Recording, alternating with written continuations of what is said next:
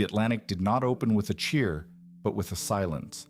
In this version of history, there was no triumphant return to Spain in 1493, no breathless court announcement that islands and peoples lay across the Western Ocean, no sudden feeling in Europe that the edge of the map had cracked open and spilled gold, souls, and empire into the hands of whoever sailed fastest.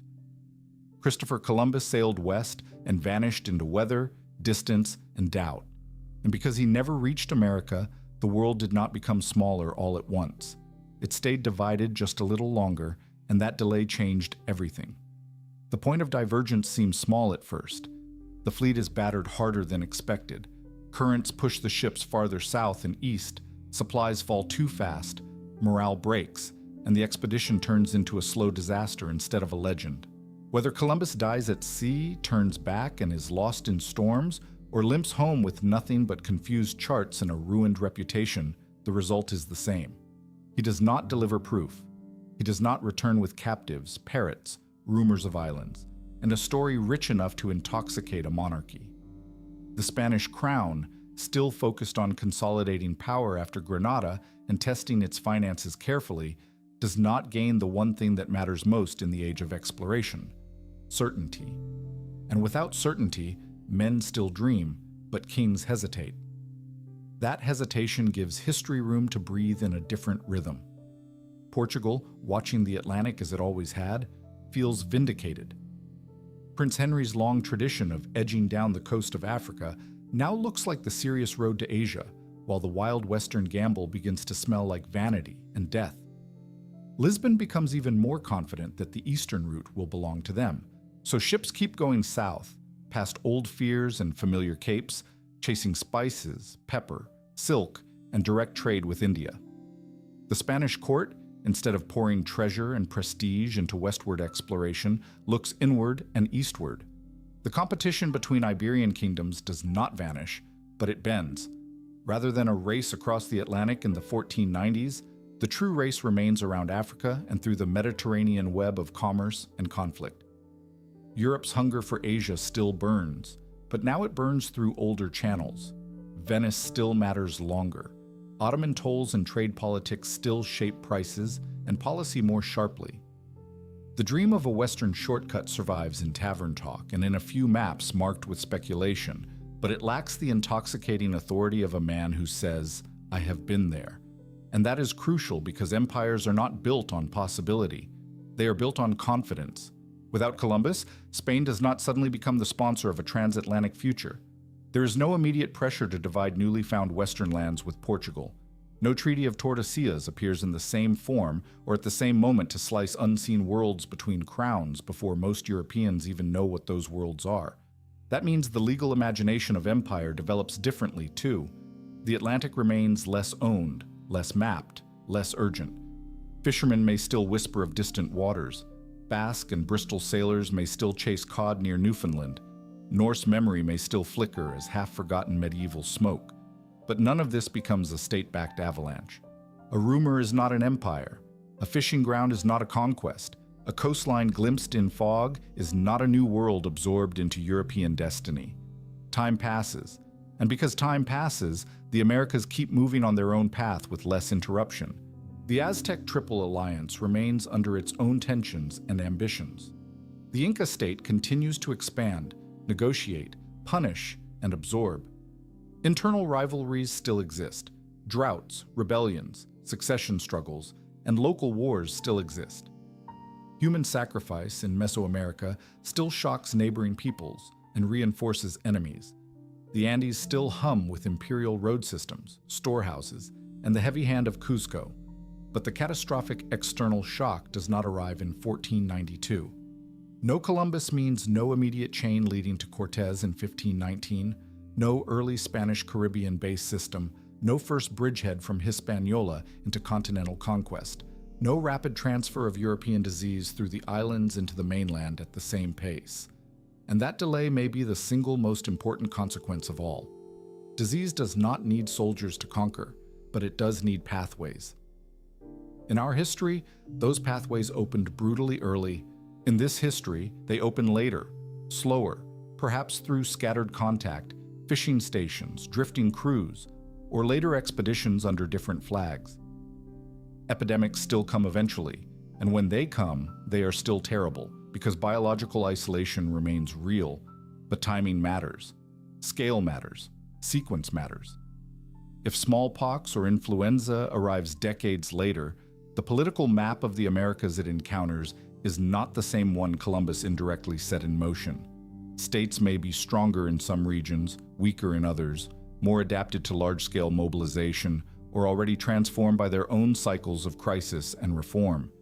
Even a generation of extra time changes who is on the throne, which tributaries are loyal, which roads are fortified, which enemies are reconciled, which prophecies are believed, and which chances for resistance exist. Could the Aztecs or Incas have stopped Europe forever? Probably not. But could they have met Europe as larger, harder, more informed powers than they did in our world? Absolutely. And that alone reshapes the first century of global contact. Back in Europe, the absence of American silver creates a slower and harsher story. Spain becomes powerful, yes, but not with the same flood behind it. The mountains of silver from Potosi do not pour into Habsburg hands in the 16th century because Potosi itself is not absorbed into a Spanish empire on that schedule. Without that torrent, Europe's price revolution changes. Inflation still happens for many reasons, but not with the same force and monetary shock. The Spanish monarchy, deprived of colossal colonial bullion, has less ability to finance endless wars, less ability to underwrite imperial overreach, and less illusion that treasure from overseas can solve structural weakness.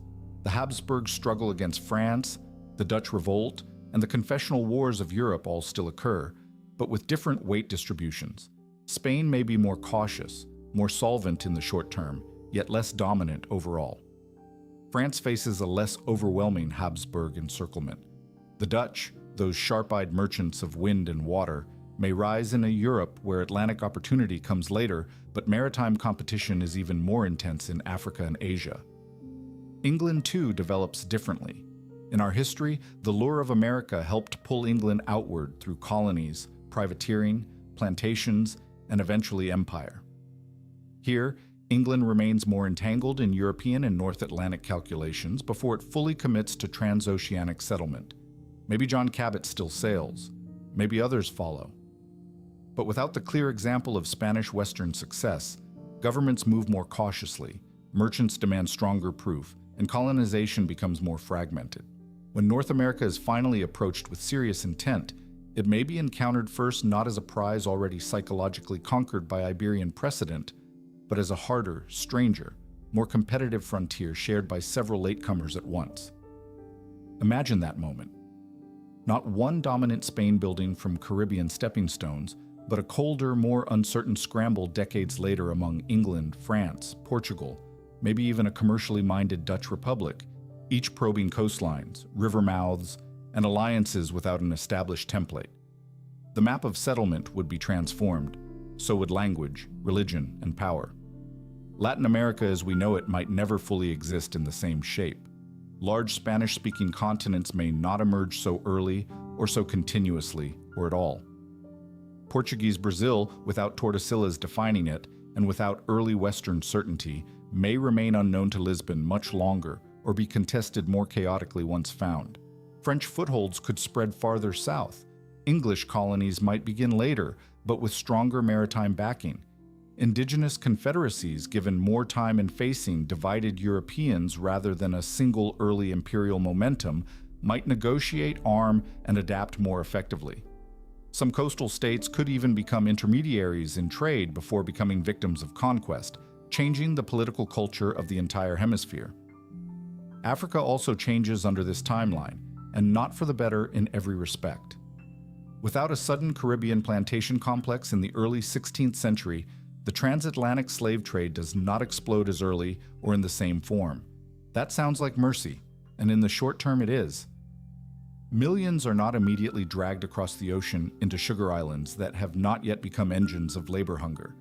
But Europe's appetite for labor, gold, and strategic control does not disappear. It redistributes. Portuguese and later other European powers deepen their hold on African coastal trade systems in pursuit of Eastern wealth and regional advantage. Slavery within Africa and across Islamic trade routes still exists. European involvement in African politics may intensify along the coasts in more commercial and military forms before the Atlantic plantation model fully matures. When the Americas are finally colonized on a larger scale, the slave trade may begin later, but once it starts, it may become even more compressed and chaotic, driven by multiple rival empires entering the hemisphere at once and racing to make delayed profits. History rarely removes cruelty. More often, it changes its route.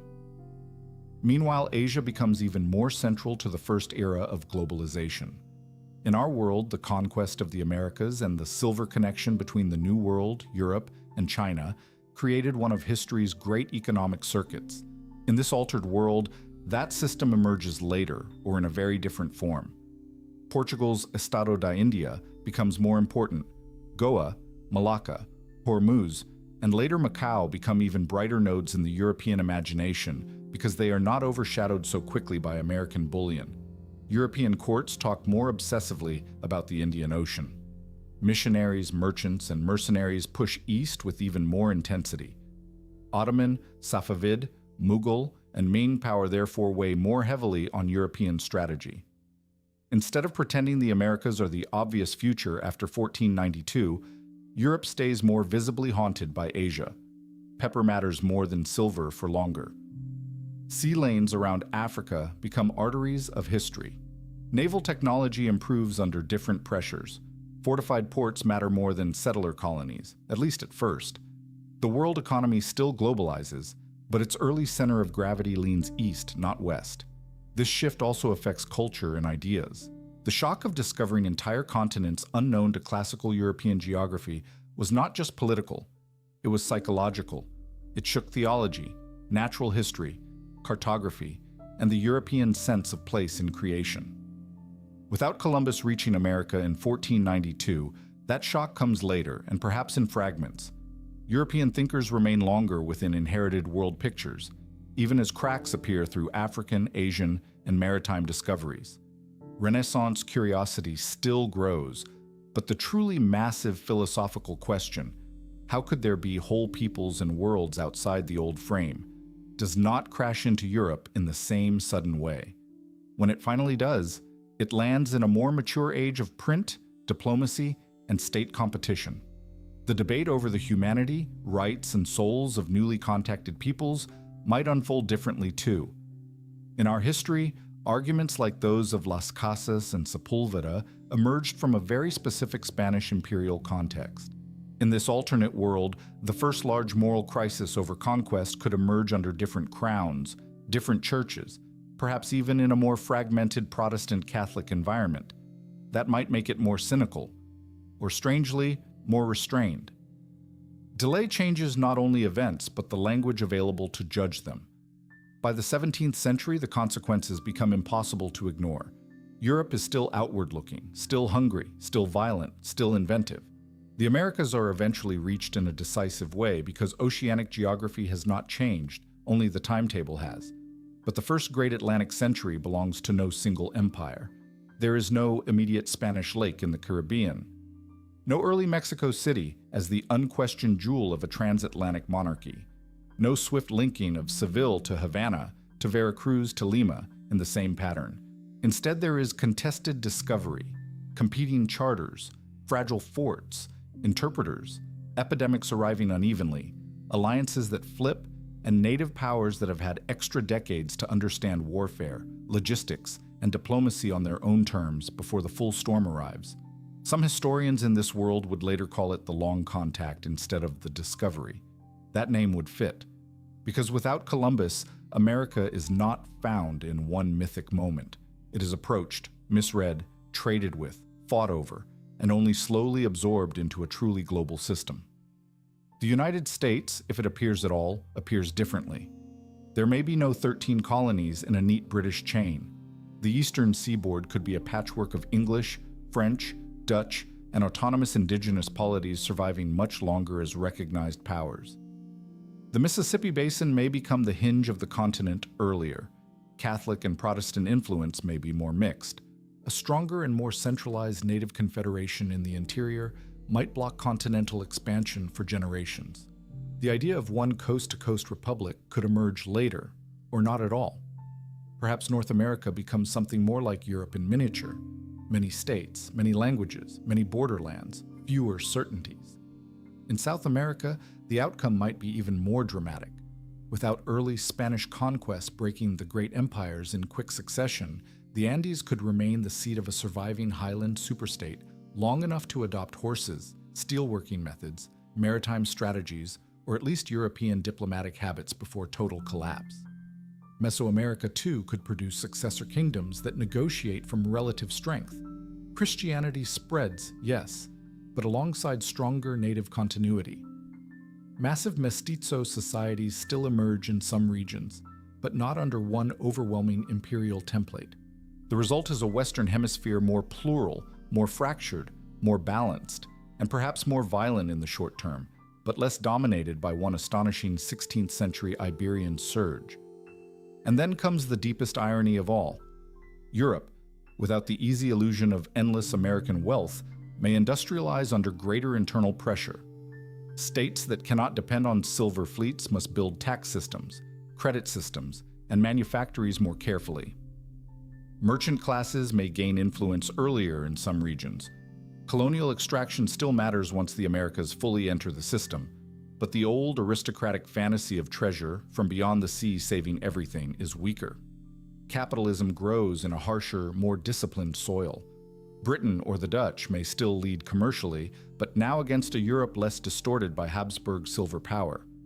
Global dominance still comes, but through a different ladder. Not sudden imperial intoxication in the 16th century, but slower competition, financial innovation, naval endurance, and industrial acceleration. By the modern age, the world that emerges feels familiar and alien at once. The Atlantic is still a center of power, but it took longer to become one. Indigenous nations in the Americas survive in greater number and with greater political continuity, though they still endure terrible losses when disease and empire finally come. Spanish is important, but less overwhelming. Portuguese influence may be narrower or more contested. English may still become global, but through a more complex network of states and ports, rather than one giant continental inheritance. Africa suffers differently, Asia matters more for longer, and Europe rises by another road. And Columbus himself? He becomes a ghost of possibility, a failed navigator and a footnote, a man who almost changed everything and then did not. School children in this world might know his name only as one among many dreamers who looked west and disappeared.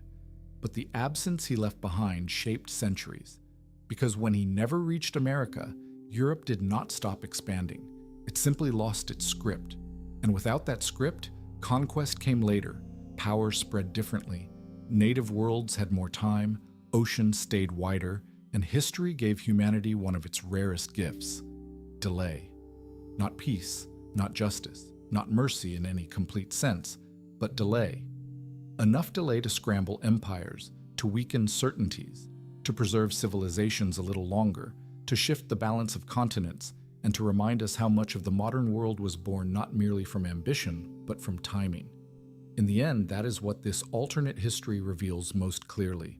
Columbus did not create Europe's hunger, or America's destiny, or the age of empire.